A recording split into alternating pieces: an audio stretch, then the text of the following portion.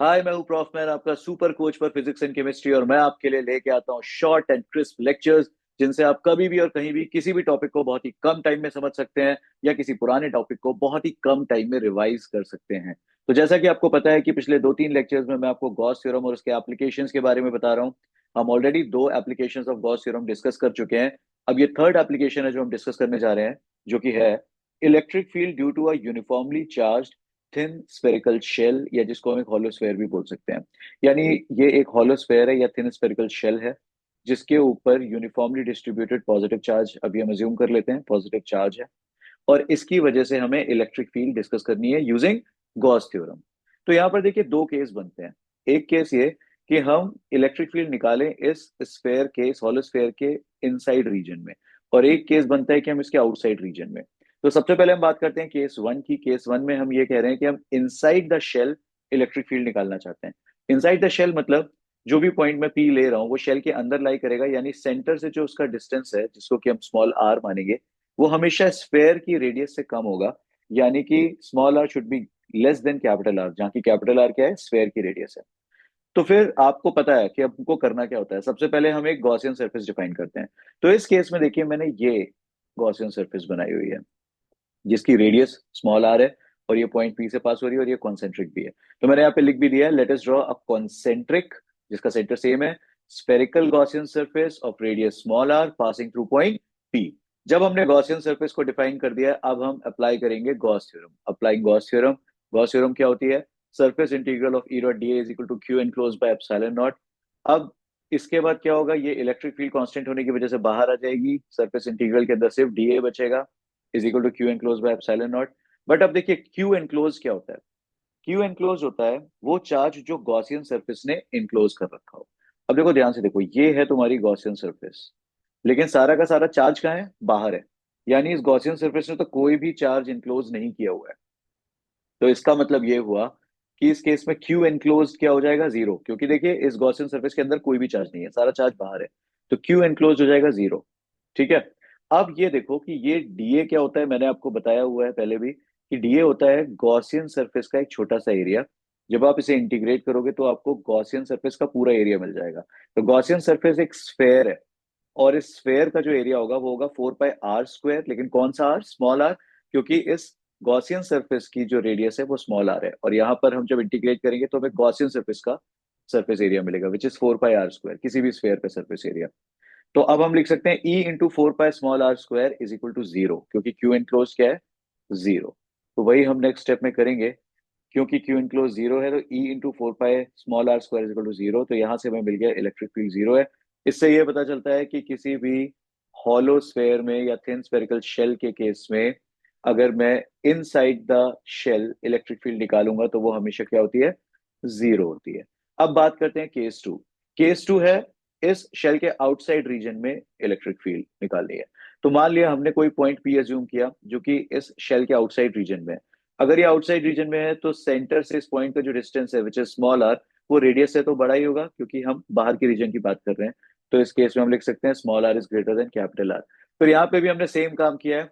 एक spherical Gaussian surface ली है, concentric, और इस बार भी वो किससे पास हो रही है? पॉइंट पी से पास हो रही है, और उसका रेडियस क्या है? स्मॉल आर है। तो let us draw concentric spherical Gaussian surface of radius R passing through point P. फिर नेक्स्ट स्टेप क्या होता है? गॉस थ्योरम अप्लाई करना। अप्लाइंग गॉस थ्योरम, तो मैंने यहाँ पे सिंपली गॉस थ्योरम लिखा कि surface integral of E dot D is equal to Q enclose by epsilon naught. फिर ये ई बाहर आ जाएगा। देख भी लो, इस पॉइंट पर अगर हम देखें तो क्योंकि एरिया वेक्टर भी नॉर्मली आउटवर्ड या रेडियली आउटवर्ड होगा, इलेक्ट्रिक फील्ड भी रेडियली आउटवर्ड होगी, तो इनके बीच का एंगल क्या है? 0 डिग्री है। तो अगर एंगल जीरो है तो E D A cos zero, cos zero को हम 1 लिख सकते हैं। तो हम सिंपली ई को बाहर निकाल देंगे, क्योंकि ई कांस्टेंट है, और यहाँ पे बचा surface integral of D A. अब इस क्यू एनक्लोज की जगह मैंने लिखा है sigma into 4 pi capital R square. इसको समझते हैं ये कैसे आया। देखो, यहाँ पे 2 तरीके से आपको ये क्वेश्चन आ सकता है। एक तो ये कि इस हॉलो स्फेयर के ऊपर उसने आपको सरफेस चार्ज डेंसिटी दे रखी है, क्योंकि यूनिफॉर्मली डिस्ट्रीब्यूटेड चार्ज है। तो उसने बोला कि भाई इस पे आपको मैं सरफेस चार्ज डेंसिटी दे रहा हूँ, सिग्मा। अगर ये केस है तो हम इसको कुछ इस तरीके से डिराइव करेंगे। अब देखो, क्यू एनक्लोज क्या है? गॉसियन सरफेस ने जो चार्ज एनक्लोज किया है। तो ये है हमारी गॉसियन सरफेस, ये जो ये है। इसने पूरा का पूरा स्फेयर को इनक्लोज कर रखा है, यानी स्फेयर के सारे चार्ज को इनक्लोज कर रखा है। तो सिग्मा को मैं क्या लिख सकता हूँ, क्यू अपॉन ए, क्योंकि सिग्मा होता है चार्ज पर यूनिट एरिया, तो क्यू अपॉन सरफेस एरिया। अब क्यू क्या है, क्यू है क्यू एनक्लोज्ड, क्योंकि इस गॉसियन सरफेस ने जो चार्ज एनक्लोज किया हुआ है वही स्फेयर के ऊपर चार्ज है। तो मैं क्या लिख सकता हूँ, sigma is equal to Q enclosed upon surface area. कौन सा सरफेस एरिया, जिसपे की चार्ज है, चार्ज किस पर है, इस स्फेयर पर है, जिसकी रेडियस कितनी है, कैपिटल आर है। तो Q enclose upon 4 pi capital R square.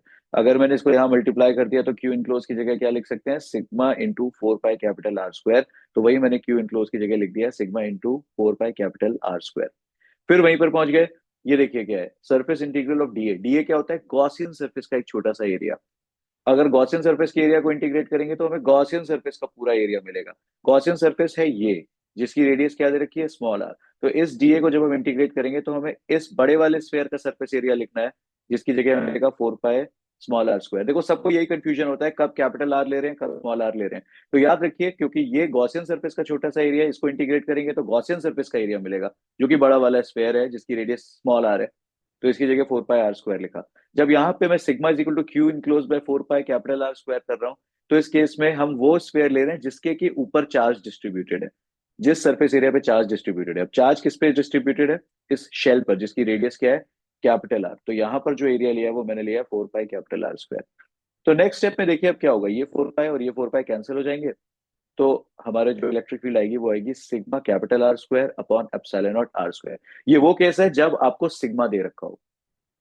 कभी कभी थोड़ा इजियर केस आ जाता है जब वो बोलता है कि इस स्फेयर पे चार्ज क्यू दे रखा है, मतलब उसने डायरेक्टली आपको चार्ज की वैल्यू क्या दे रखी है, शेल पे क्यू, सिग्मा ने दिया हुआ है। तो फिर हम वहीं पहुंचे, E into surface integral of DA. अब देखो अगर इसके ऊपर चार्ज क्यू दे रखा है, तो गॉसियन सरफेस ने कितना चार्ज इंक्लोज किया है, जो इसका चार्ज है, और वो चार्ज कितना है, क्यू। तो क्यू इंक्लोज की जगह हम डायरेक्टली क्या लिख सकते हैं, Q, Q upon epsilon naught. फिर क्योंकि डीए क्या है, गॉसियन सरफेस का छोटा सा एरिया है, इसको आप इंटीग्रेट करेंगे तो गॉसियन सरफेस का एरिया मिलेगा which is 4 pi small R square. तो E into 4 pi small R square is equal to Q by epsilon naught. यहां से जब आप E निकालेंगे तो हो जाएगा Q upon 4 pi epsilon naught small R का स्क्वायर। लेकिन आपको जैसा कि पता है कि हम सिर्फ इसको यहाँ पे नहीं छोड़ सकते, बिकॉज इलेक्ट्रिक फील्ड एक वेक्टर क्वांटिटी है और हमें इसका डायरेक्शन भी बताना पड़ेगा। तो हम यहाँ पे लिख देते हैं कि अगर पॉजिटिव शेल है तो डायरेक्शन क्या होता है, रेडियली आउटवर्ड होता है। अगर नेगेटिव शेल है तो डायरेक्शन क्या होगा, रेडियली इनवर्ड होगा। ये डायरेक्शन लिखना बहुत जरूरी है, अदरवाइज आपके मार्क्स कट जाएंगे। फिर एक इसमें हमने एडिशनल केस 3 भी बना लिया है, जिसपे हम बोल रहे हैं कि at the surface of the charge shell, जो शेल है उसकी सरफेस पर। अब उसकी सरफेस का मतलब ये है कि सेंटर से जो डिस्टेंस है वो उसकी रेडियस के इक्वल हो जाएगा, क्योंकि सरफेस तक का जो डिस्टेंस सेंटर से होता है वो रेडियस के इक्वल होता है। तो हम दोनों ही केसेस में देख लेते हैं। एक तो अभी हमने जो यहाँ पे सिग्मा वाला डिराइव किया था वो क्या था, sigma capital R square upon epsilon naught small R square, वो मैंने यहाँ पे लिखा। ठीक है। और इस केस में जब आप स्मॉल आर और कैपिटल आर को इक्वल कर देंगे तो ये दोनों कैंसिल हो जाएंगे और आपको सिर्फ क्या बचेगा, सरफेस पर सिग्मा बाय एप्सिलॉन नॉट। या फिर अगर हम इस वाले फॉर्मूले को ले रहे हैं जिसमें कि क्यू दे रखा है, इसमें स्मॉल आर की जगह कैपिटल आर डाल देंगे तो क्या बन जाएगा, Q upon 4 pi epsilon not capital R का स्क्वायर। तो इस तरीके से आपने तीनों केसेस बहुत अच्छे से समझ लिए हैं। अब इसमें कभी कभी ना एक ग्राफ भी पूछ लेते हैं आपसे। वो बोलते हैं कि इलेक्ट्रिक फील्ड एंड सेंटर से जो डिस्टेंस है पॉइंट का, स्फेरिकल स्फेरिकल शेल के सेंटर से, उसके बीच में आप ग्राफ बनाइए, ई और आर के बीच का ग्राफ।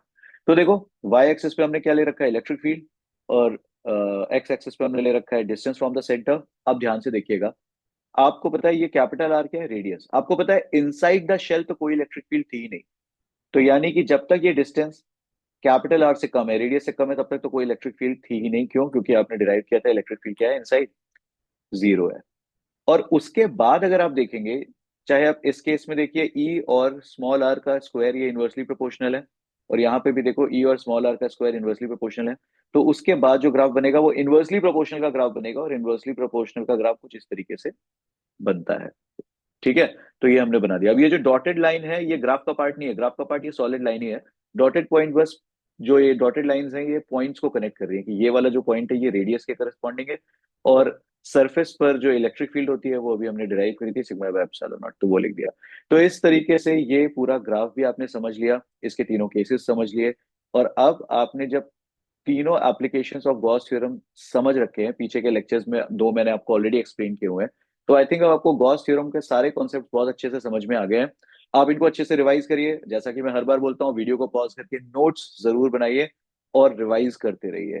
तो चलिए मिलते हैं नेक्स्ट लेक्चर में और इंपॉर्टेंट कॉन्सेप्ट्स के साथ। तब तक आप पढ़ते रहिए। Stay safe and profit sage bye.